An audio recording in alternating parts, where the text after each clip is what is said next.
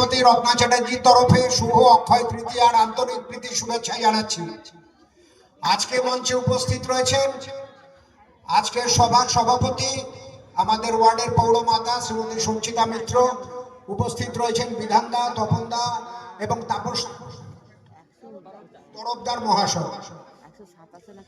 আপনারা দীর্ঘ 3.5-4 মাস প্রত্যেকে লড়াই করেছেন এসআইআরে। আমরা লড়াই করেছি দলের হয়ে যাতে আপনাদের নামগুলো থাকে, আপনারা লড়াই করেছেন নিজেদের নামগুলো যেন বেঁচে থাকে। তারপরেও 90 লক্ষ নাম বাদ দিয়ে দিয়েছে।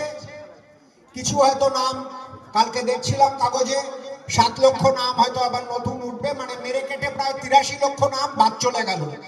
ট্রাইব্যুনাল এখনো সঠিকভাবে গঠন হয়নি, যদিও বলেছে ভোটের একদিন আগে অবধি নাম উঠলেও ভোট দেওয়া যাবে, কিন্তু ভোট আগামী বৃহস্পতিবার উত্তরবঙ্গে, পরের বৃহস্পতিবার দক্ষিণবঙ্গে।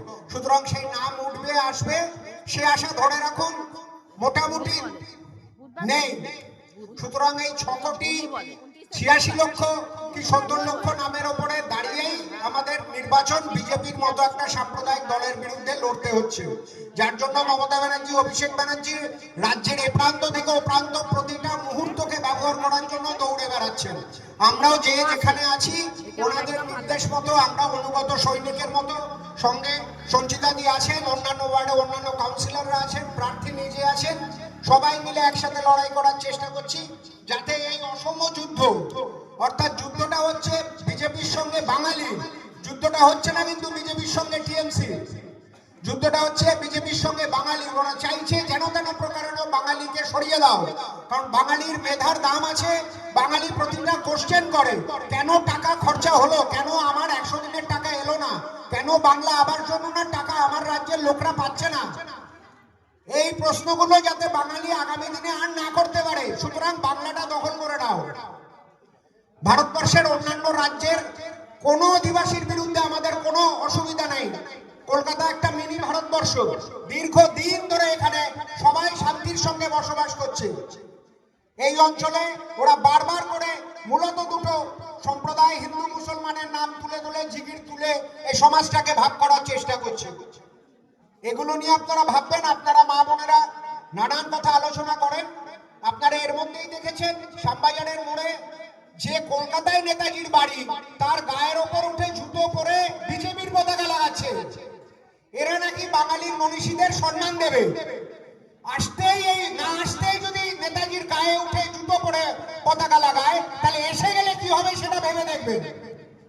ওদের প্রার্থীরা মাছ হাতে মনোনয়ন পত্র দিতে যাচ্ছে, কেন না বলছে মাছে ভাতে বাঙালি, আমরা আসলে মাছ খাওয়া বন্ধ হবে না। আমাদের কোন প্রার্থী দেখেছেন কোনদিন আমাদের নন বেঙ্গলি বা মুসলিম কোন প্রার্থী কোরআন হাতে বা তার ধর্মগ্রন্থ হাতে গেছে? ওরা রাম মন্দির বলে যাচ্ছে আজ কতদিন ধরে। আমাদের কলকাতার বুকে সেন্ট্রাল অ্যাভিনিউ রাম মন্দির কতদিন ধরে আছে। আমরা সেই রাম মন্দিরে তো পুজোও দিই। সেন্ট্রাল গভর্নমেন্টের সেন্ট্রাল অ্যাভিনিউয়ের অধিকাংশ হিন্দুরা ওখানে গিয়ে রামের পুজো দেয়। তো হঠাৎ করে আমাদের রামের পুজো ওদের থেকে শিখতে হয়েছে। আমরা মহরমে দেখেছি একটি নির্দিষ্ট সম্প্রদায় কিছু তাদের ধর্মানু অনুসারে কিছু অস্ত্রশস্ত্র সহকারে মিছিল করে। আজকে রাম নবমীর মিছিলে, হনুমান জয়ন্তীর মিছিলে ওরা অস্ত্র বার করছে। ওদের নেতা দেশের স্বরাষ্ট্রমন্ত্রী বলছে 23 তারিখের সময় কেউ বাইরে বেরোবেন না, সব বাড়িতে থাকবেন। 5ই মে আমি সবাইকে ধরে ধরে জেলে ভরবো। দেশের স্বরাষ্ট্রমন্ত্রী বলছে একটা রাজ্যের ভোটের জন্য। ওরা ত্রিপুরাতে উপজাতির ভোটে গত 2 দিন আগে ডাহা হেরে গেছে। 28টা সিটে 24টাতে ত্রিপুরা জনজাতির গোষ্ঠীর প্রার্থীরা জিতেছে। তারপরেই ত্রিপুরা জনগোষ্ঠীর লোকরা বিজেপির কার্যকর্তাদের বাড়ির উপরে হামলা চালিয়েছে, কারণ ওরাও এই 4-5 বছর, 4.5-5 বছরের মধ্যে ওরা তিতিবিরক্ত হয়ে গেছে। সেই রাজ্যের প্রথম মুখ্যমন্ত্রী 2 দিন আগে পাঠকপাড়ায় এসেছিলেন, বিপ্লব কুমার দেব, যিনি বলেছিলেন প্লেন পুষ্পগ্রথের মতো চলে। অদ্ভুত অদ্ভুত কথা। ওদের প্রাক্তন সভাপতি বলেছিলেন গরুর দুধে সোনা পাওয়া যায়। দিলীপ ঘোষ মহাশয় বাড়ির লোক আবার স্বাস্থ্য সাথীর কার্ডও নিয়েছিল, তারপরেও গিয়ে বলছে মমতাকে পছন্দ হচ্ছে না। মমতা ব্যানার্জি এতগুলো প্রকল্পের মাধ্যমে মহিলাদের যাতে সশক্তিকরণ হয় তার জন্য 1,500 টাকা করে সম্ভব এই রাজ্যটাকে চালিয়ে নিয়ে যাওয়ার জন্য। আগের সরকারে যাওয়ার সময় লোন করে গেছে, মনিটরিয়াম চেয়েছিল মমতা ব্যানার্জি প্রথম 3-4 বছর, তখন প্রণব মুখার্জি অর্থমন্ত্রী মনিটরিয়াম দেয়নি, লোন বাতিল করেনি, মুকুব করে দেয়নি পশ্চিমবঙ্গে। তারপরেও মমতা ব্যানার্জি চালাচ্ছে। ওরা কিন্তু মমতা ব্যানার্জির রাজ্যেই এসে বলছে যে আমরা এখনই ফর্ম বিলি করছি, মাতৃশক্তি ফর্ম ফিল আপ করে দিন, জুন মাসের 1 তারিখ থেকে যাবেন। ভুলেও মা বোনেরা কেউ ফর্মটা ফিল আপ করবেন না। দিদি ইতিমধ্যেই মিটিং এ বলেছেন কেউ ফর্মটা ফিল আপ করবেন না। রেখা গুপ্ত দিল্লির মুখ্যমন্ত্রী এসে এখানে বলছে এখানে কোনো মহিলাদের উন্নয়ন নেই। ওরা 16 মাসের উপর দিল্লিতে মন্ত্রিত্ব চালাচ্ছে বিজেপি, এখন অব্দি 1,500 না 2,000 টাকা করে দেবে বলেছিল দিল্লির মহিলাদের, 1 টাকা দিতে পারেনি। মহারাষ্ট্রে লাডলি বাহিনা বলে চালিয়েছিল, লাডলি বাহিনা 2 মাস টাকা দিয়ে 8 টাকা দিতে পারেনি। মহারাষ্ট্রের হাইকোর্ট বলেছে আগে ওদের পেনশন মেটাও, তোমার লাডলি বাহিনীর প্রয়োজন হলে বন্ধ করে দাও প্রকল্প, আগে মহারাষ্ট্রের রাজ্য সরকারি কর্মচারীদের টাকা মেটাও। এই হলো ওদের চরিত্র।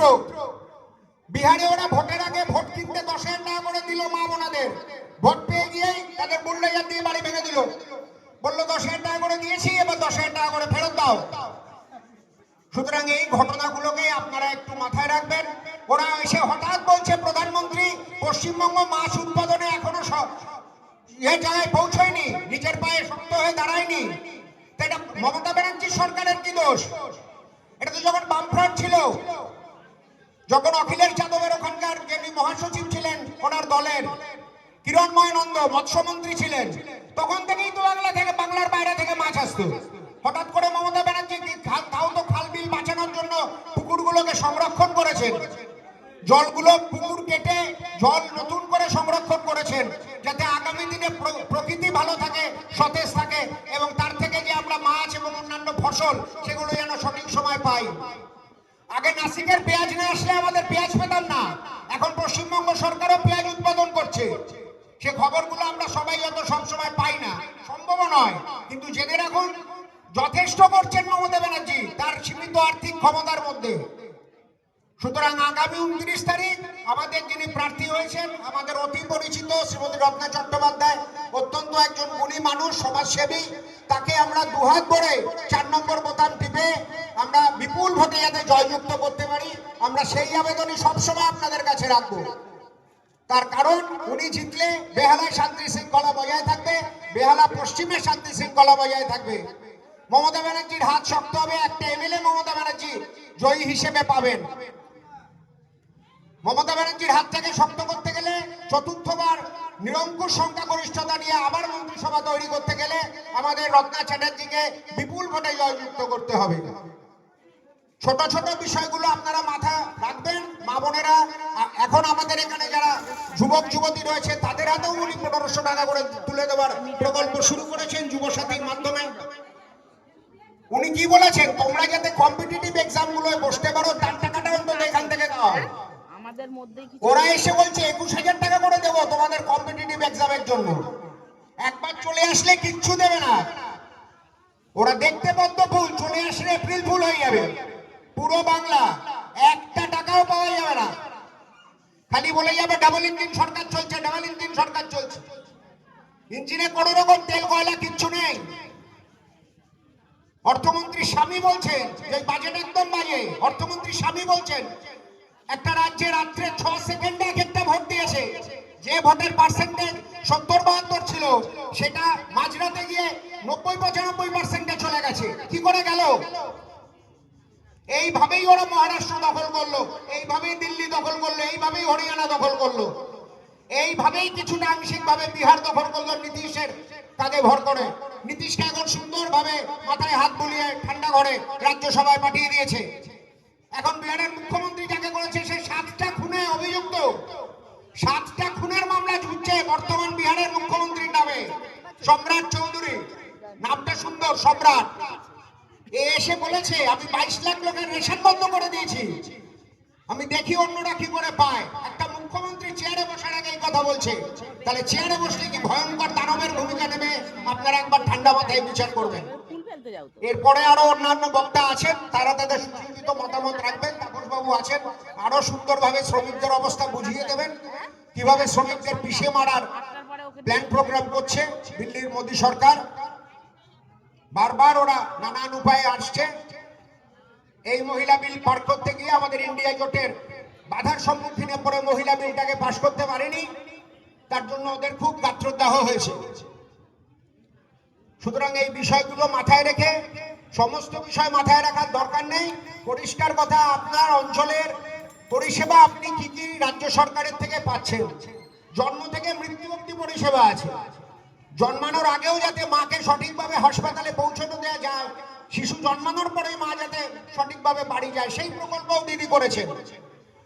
কেউ আমাদের প্রিয়জন ছেড়ে চলে গেলেও সমব্যথী প্রকল্প রয়েছে, স্বাস্থ্যসাথী রয়েছে। ছোট বাচ্চাগুলো স্কুলে যাতে যায়, তার বই, ব্যাগ, জুতো, মোজা সব ব্যবস্থা করে দিয়েছে। যাতে আমাদের রাজ্য থেকে আইএএস আইপিএস হয়, তার জন্য সুরেন্দ্রনাথ ঠাকুর মেমোরিয়াল তিনি তৈরি করেছেন। সেখানে আইএএস আইপিএস যারা পড়ে সল্টলেকে সেই অফিস তিনি তৈরি করে দিয়েছেন। আমাদের রাজ্য থেকেও আইএএস আইপিএস কিছুদিন আগেই 2-3টে ছেলে মেয়ে পাশ করেছে। বহুদিন আগেই বলেছিলেন আমার এখানে আমলার অভাব, আমাকে অন্য রাজ্যের আমলা নিয়ে রাজত্ব চালাতে হচ্ছে, সরকার চালাতে হচ্ছে। আমার রাজ্যের ছেলেমেয়েরা আমলা হিসেবে আমার সরকারে কাজ করতে পারছে না। বিহার থেকে, উত্তরপ্রদেশ থেকে আইএএস আইপিএস বেশি হচ্ছে। সে হচ্ছে, ওদের মেধার জোরে হচ্ছে, কোনো অসুবিধা নেই। কিন্তু উনি এসে এই পরিকাঠামোগত উন্নয়নটার উপর চিন্তা করেছেন। একটা মেয়ে এলে পরে তাকে 25,000 টাকা দিচ্ছেন, যাতে রূপশ্রীর মাধ্যমে সে তার নতুন জীবন শুরু করতে পারে। কেউ কেউ তাতে নানান ফন্দি ফিকির করছে, বিবাহিত হয়েও সেটাকে না বলে তাকে, যেগুলো অন্যায় কাজ, এটা উচিত নয়। প্রচুর প্রকল্প করেছেন। আগামী দিনে আসলে দিদির 10 প্রতিজ্ঞা ইতিমধ্যেই ঘোষণা করেছেন, আরো নতুন প্রকল্প হয়তো উনি নিয়ে আসবেন। কিন্তু তার জন্য দরকার আপনাদের সমর্থন। আপনারা প্রতিটা মুহূর্তে রোদে জলে পুড়ে দিদির জন্য লড়াই করছেন, প্রতিটা জায়গায় স্লোগান দিয়ে প্রার্থীকে উজ্জীবিত করছেন। আমাদের স্থানীয় কাউন্সিলর সঞ্চিতা মিত্রকে মনোবল যোগাচ্ছেন, যাতে উনি আমাদের এই এলাকার যে নেতৃত্ব দানের ক্ষমতাটাকে আরো দৃঢ়ভাবে এগিয়ে নিয়ে যেতে পারেন। সঙ্গে যারা সহযোগী আছে তাদের উজ্জীবিত করছেন। সুতরাং সবার কাছে, মা বোনেদের কাছে এবং আমাদের যারা সহযোগী কর্মীরা আছেন, যতদূর আমাদের বলা যাচ্ছে, প্রত্যেকের কাছে আমাদের একটাই আবেদন, 29 তারিখ জোড়াফুল চিহ্নে 4 নম্বর বোতাম টিপে রত্না চ্যাটার্জিকে বিপুল ভোটে জয়ী করুন।